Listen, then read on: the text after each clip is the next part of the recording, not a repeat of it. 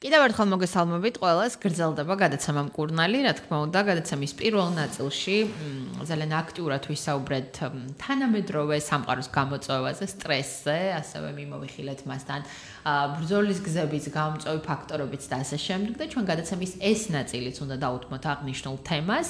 კიდევ ერთხელ შეგახსენებთ, რომ უნდა ვისაუბროთ თუ როგორ ავირიდოთ თავიდან სტრესის დამაზიანებელი ზემოქმედება. სწორედ ამ თემაზე ჩვენთან სტუმრად გახლავთ საერთაშორისო ფარმაცევტული კომპანია GM Pharma's პროდუქციის მენეჯერი ქეთი სურამლიშვილი. კიდევ ერთხელ მოგესალმებით, ქეთი. კიდევ ერთხელ გამარჯობა. ძალიან დეტალურად ვისაუბრეთ ხო აი ამ თემებზე, ჩივილებზე, გამომწვევ ფაქტორებზე და ასე შემდეგ და რაც ყველაზე მნიშვნელოვანია, ახლა დარწმუნებული ვარ ჩვენს მაყურებელს ძალიან აინტერესებს და მსმენელს სტრესის მართვა, რაც ერთი შეხედვით შესაძლოა ცოტა რთულად ჟღერდეს, თუმცა რამდენად არსებობს ბუნებრივი საშუალებები დღევანდელ რეალობაში, რომლითაც რაღაცნაირად შევამცირებთ იმ ზემოქმედებას, აი იმ დამაზიანებელ ზემოქმედებას ჩვენს ორგანიზმზე, რაც სტრესს აქვს და რას გვირჩევენ ამ შემთხვევაში სამედიცინო სფეროს წარმომადგენლები.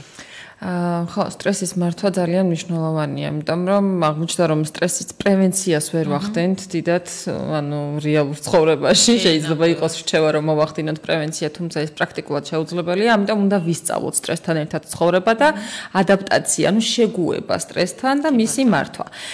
როგორც აღვნიშნეთ, საწყის ეტაპზე, სანამ ეს მნიშვნელოვან დარღვევებამდე მივა სტრესი და შეიძლება ეს იყოს ნევროლოგიური სისტემის მხრივ, მაგალითად დეპრესიაც კი, აი ამ მდგომარეობამდე მისვლა რომ არ ჭირდეს აუცილებელია რომ მოვახდინოთ სტრესის ბუნებრივი გზებით მართვა. რა არის ეს ბუნებრივი გზები?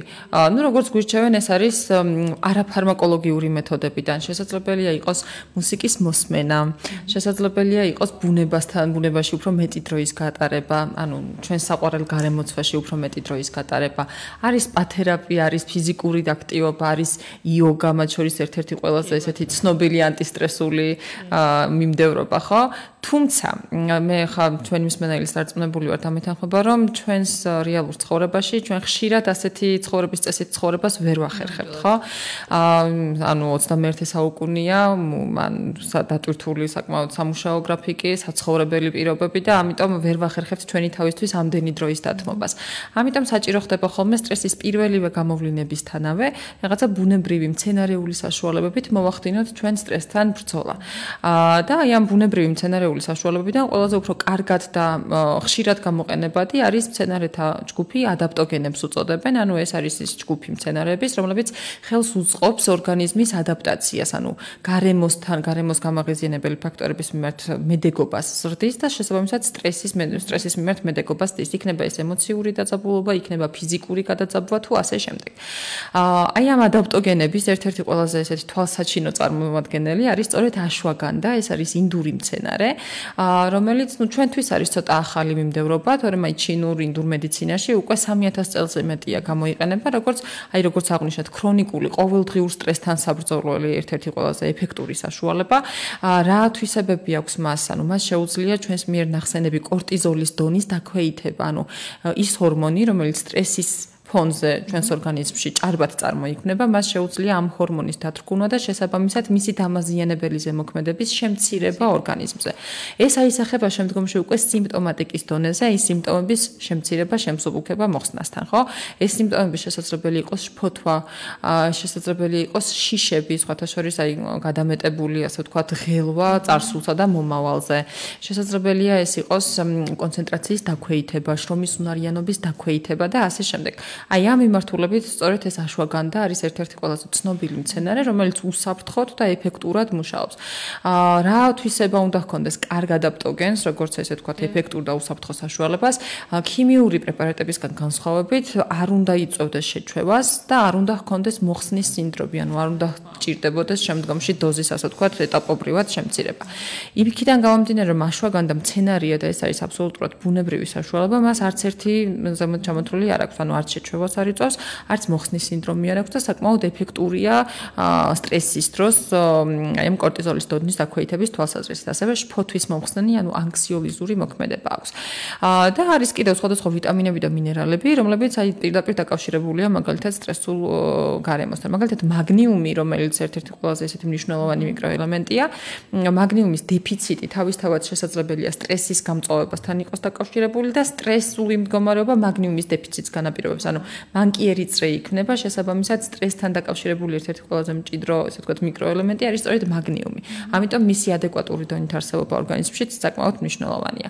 ნუ ბეჭდგუფის ვიტამინები ყველამ ვიცით რა ხელა მნიშვნელობა აქვს ნერვული სისტემისთვის და ამიტომ ამაზე არ ვსაუბრობთ. ანუ პრაქტიკულად აი ეს ჩივილები, რომელიც ჩვენ ჩამოვთვალეთ, შფოთვა, გაღიზიანება, ადვილად გაბრაზება, ეს ყველაფერი შესაძლებელია არა მხოლოდ ასე ვთქვათ სტრესის, არამედ ბეჭდგუფის ვიტამინების დეფიციტის ბრალი იყოს. ამიტომ ამ შემთხვევაშიც ბეჭდგუფის ვიტამინები გვეხმარება.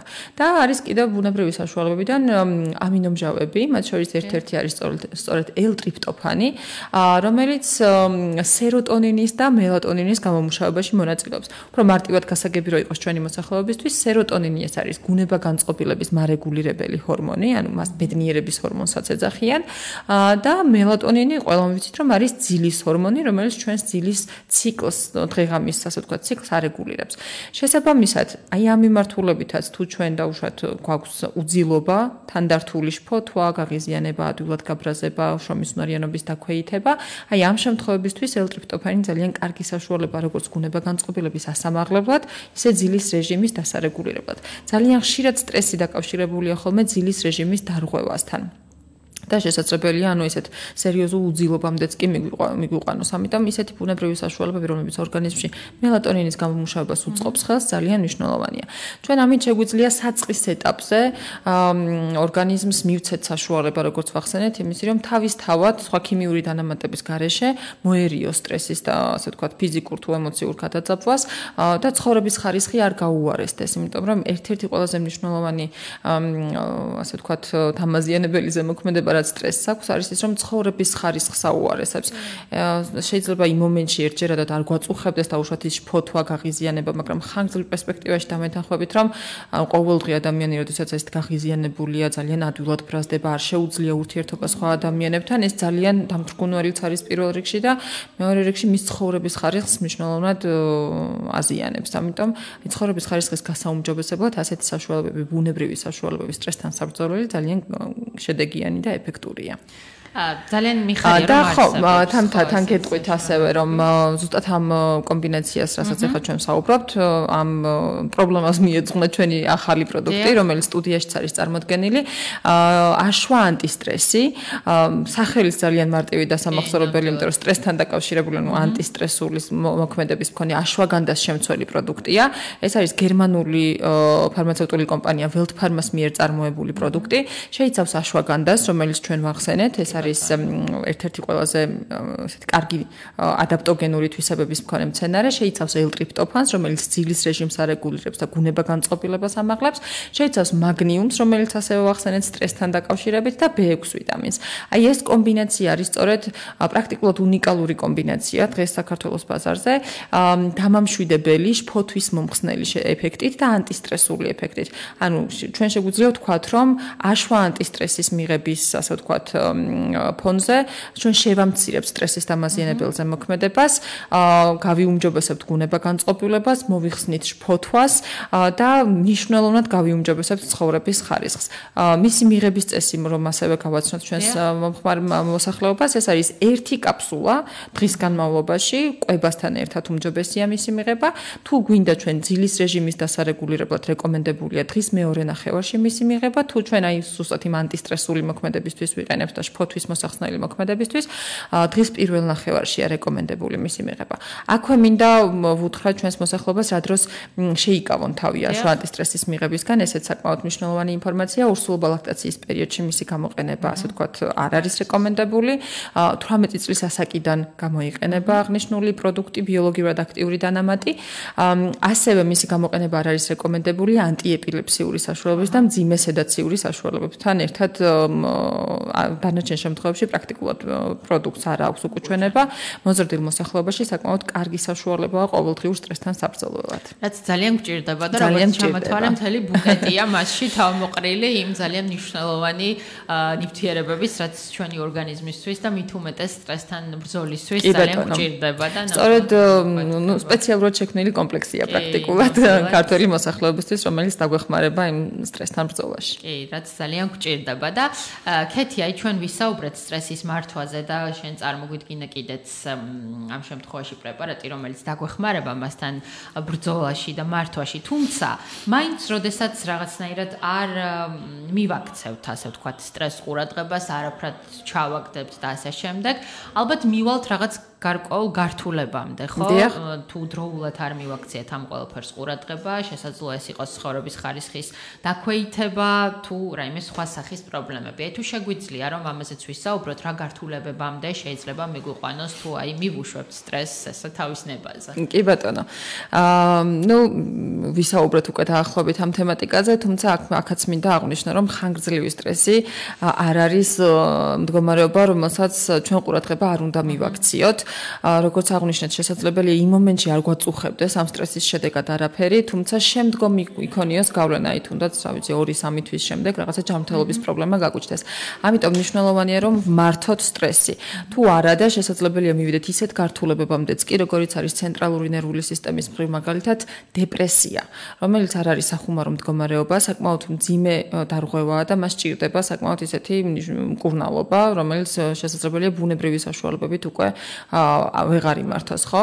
ასევე ძილთან დაკავშირებული პრობლემები, ინსომნია, ანუ უძილობა, რომელიც სტრესთან არის დაკავშირებული ძალიან მჭიდროდ, გულსისხლძარღვთა დაავადებები, შესაძლებელია გულისცემის გახშირება, ანუ აჩქარება გულის რითმის დაკავშირებული იყოს მნიშვნელოვან დარღვევებთან და შესაძლებელია საბოლოო ჯამში სტრესის ფონზე ინსულტის განვითარების რისკიც გაიზარდოს.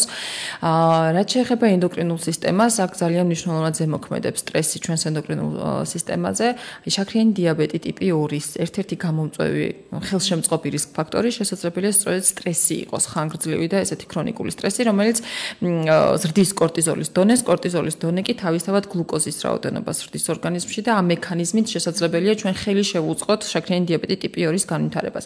ასევე ფარისებრი ჯირკვის დაავადებები, როგორც ვახსენეთ, საკმაოდ ხშირად ვითარდება სტრესის ფონზე, ანუ ჰორმონული დისბალანსი ხდება, რეპროდუქციული სისტემის მხრივ დარღვევები, აი მათ შორის ერთ-ერთი ესეთი გავრცელებული დარღვევა, როგორც არის მაგალითად უშვილობა, შესაძლებელია სწორედ სტრესის დამაზიანებელი ზემოქმედება იყოს ჩვენს ორგანიზმზე ხანგრძლივ პერსპექტივაში არსებული სტრესის, ხო?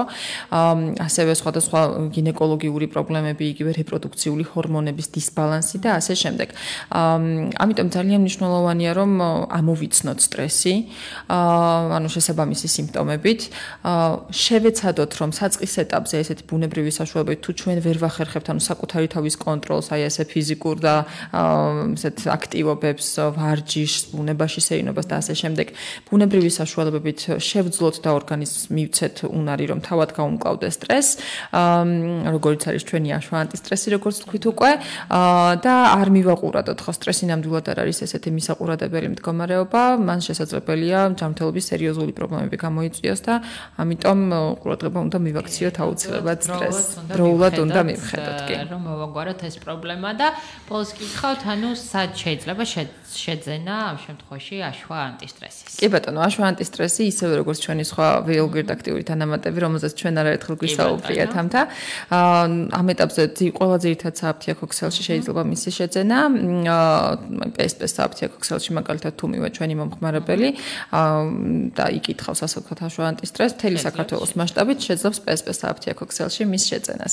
ხო და იქვე თუ მაგალითად აქვთ რაიმე კითხვები აშვა ანტისტრესთან დაკავშირებით, ფარმაცევტთან შეუძლიათ გაიარონ კონსულტაცია და შესაბამისად ფარმაცევტი დააკვალიანებთ მათ ძალიან კარგად როგორ უნდა მიიღონ დღის რა მონაკვეთში, რამდენი კაფსულა და ასე შემდეგ. კი ბატონო, და ვინც გვისმინა, მათაც მიიღეს უკვე ამომწურავი ინფორმაცია ამ ყველაფერთან დაკავშირებით, ნამდვილად ძალიან დროული და საჭირო იყო, მე მგონი ეს საუბარი და თქვენი სტუმრობა, იმიტომ რომ სტრესი მართლაც ძალიან დიდი გამოწვევაა დღევანდელი ჩვენი რეალობის და მადლობა ესეთი საინტერესო საუბრისთვის. ქეთი, კიდევ ერთხელ შევახსენებ ჩვენს მაყურებელს და მსმენელს, რომ დღეს სტრესზე ვსაუბრობდით, იმაზე თუ როგორ ავირიდოთ თავიდან სტრესის დამაზიანებელი ზემოქმედება, როგორ ვებრძოლოთ მას და ამ თემაზე სასაუბროთ დღეს ჩვენთან სტუმრად გახდათ ქეთი სურამლიშვილი, საერთაშორისო ფარმაცევტული კომპანია GM Pharma-ს პროდუქციის მენეჯერი. მადლობა კიდევ ერთხელ ჩვენს სტუმარს და მადლობა ჩვენს მაყურებელს და მსმენელს, ვინც ჩვენთან ერთად გაატარა დრო. იმედი მაქვს, რომ საინტერესო იყო თქვენთვის ეს საუბარი. შევხვდებით მომდევნო ოთხშაბათს.